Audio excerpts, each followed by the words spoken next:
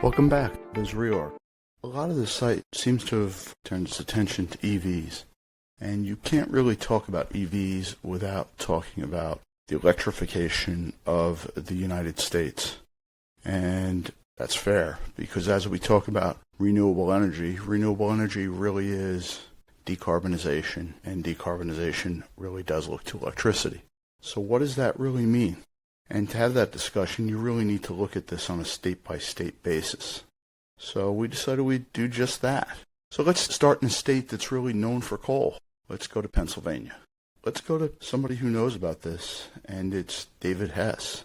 And there's a really good website, Pennsylvania Environmental Digest. We have the link for you down below. It's run by a gentleman, David Hess, the former secretary of the Pennsylvania Department of Environmental Protection. He actually tracks where electricity comes from in Pennsylvania. And here are some interesting statistics. In 2000, 57% of the electricity was generated by coal, 36% nuclear, 2% renewable, 2% petroleum, 1% gas.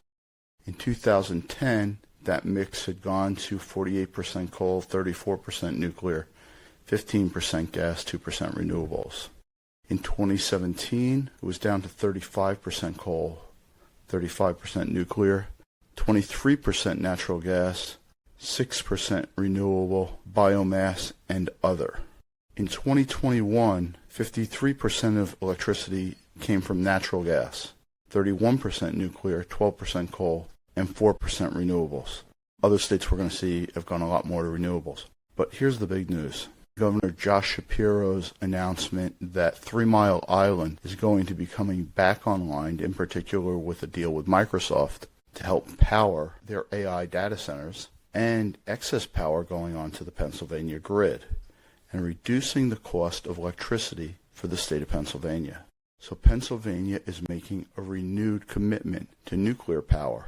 Not only that, but further into that announcement, you find out that Westinghouse has begun developing nuclear batteries in a project that creates transportable nuclear batteries. So it sounds like the state of Pennsylvania is going all in on nuclear. Let's think about that.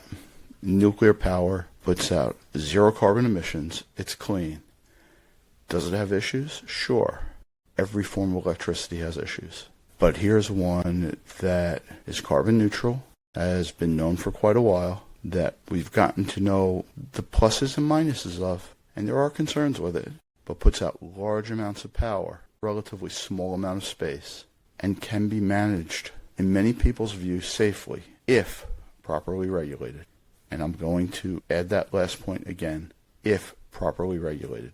While we can't rush into this, it seems like this is the direction that at least one state is heading in, Pennsylvania.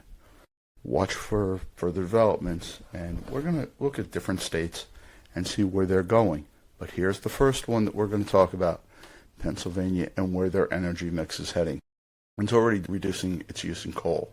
When we hear people say, oh, EVs are using all dirty fuel to get that power, that's simply not true. The use of traditional dirty fossil fuels has been reduced over the years and will continue to be reduced. The question is, where's it going? What will be the sources of fuel? And we're going to go look at this on a state-by-state basis, because you cannot look at this and make a general statement. I'm Jack Rose, your host at Biz Reorg. If you find this helpful, subscribe to the channel, ring the bell, and give us your comments. Let us know what you think. What do you think of the idea of nuclear power becoming primary source of power in the United States? The sun doesn't shine everywhere, the wind doesn't blow everywhere. The sun doesn't shine at night, the wind doesn't blow 24 hours a day. Nuclear power can be run 24 hours a day. There's the thought of modular nuclear reactors. We'll get you more information on that. Let us know what you think about nuclear reactors becoming a primary source of power.